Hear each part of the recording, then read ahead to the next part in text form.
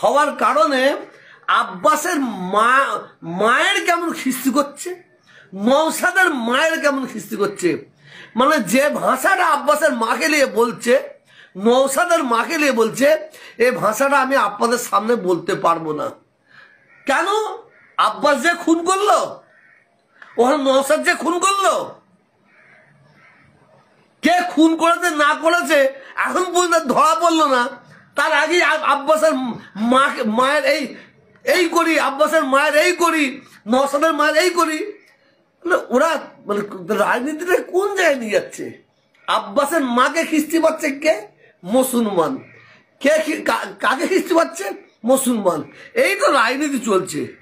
আমি মনে করি পশ্চিম বাংলার যেসব মুসলিমরা সত্যিকারের রাজনীতি করে, দলকে ভালোবাসে, তাদের ঘরে কিন্তু মানে কলে কৌশলে তাদের ঘরে পায়ের তলায় রাখা